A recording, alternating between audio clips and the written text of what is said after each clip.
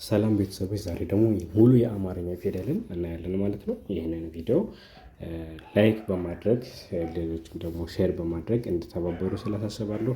በተጨማሪም ኦንላይን መማር የምትፈልጉ ተማሪዎች እዚህ ጋር በሚታይ ስልክ ቁጥር ከኔ ጋር መማር ትችላላችሁ። በሚመቻችሁ ሰዓት ሴቭ በማድረግ በምንድን ታደርጉት ኢሞ፣ ቴሌግራም ወይ ዋትሳፕ ላይ ብትደውሉልኝ እኔን ማግኘት ትችላላችሁ። ይህን ቁጥር ሴቭ አድርጋችሁ ያዙት ማለት ነው። ሌላ ጊዜም ይጠቅማችኋል። እሺ፣ አሁን ወደ ትምህርታችን እንሄዳለን።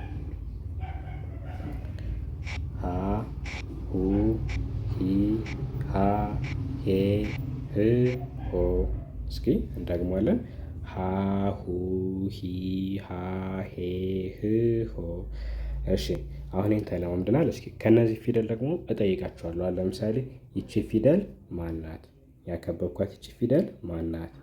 ይቺ ፊደል ማለት የሀ ስንተኛ ፊደል ነች? 1 2 3 4 5 አምስተኛ ፊደል ነች። የሀ አምስተኛ ፊደል ማነች? ይችን ለማወቅ ምንድን ነው የምናደርግ? እስከ አምስተኛ ፊደል እንቆጥርና ይችን ፊደል እንጠራለን ማለት ነው። ሀ ሁ ሂ ሃ ሄ ሄ ነች ማለት ነው። ወደ ቀጣይ እንሄዳለን። ቀጣይ ደግሞ ለ ሉ ሊ ላ ሌ ል ሎ። እንደግማለን። ለ ሉ ሊ ላ ሌ ል ሎ።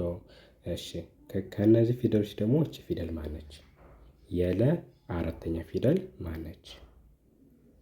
ይህን ለማግኘት ምን እናደርጋለን? ከአንደኛ ፊደል ጀምረን እናነባለን። ለ ሉ ሊ። እቺ ፊደል ላ ላ ነች ማለት ነው በትክክል። እሺ፣ ወደ ቀጣይ ፊደል እንሄዳለን።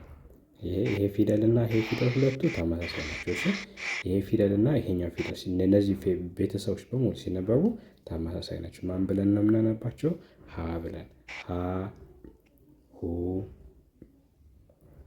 ሁ ሂ ሃ ሄ ህ ሆ። እስኪ እንድገማቸው። ሀ ሁ ሂ ሃ ሄ ህ ሆ። እሺ፣ ከዚህ ፊደል ደግሞ ቅድም እችኛቱን አንብበን ነበር። እችኛቱ ፊደል እና እችኛቱ ፊደል ሁለቱ ተመሳሳይ ናቸው።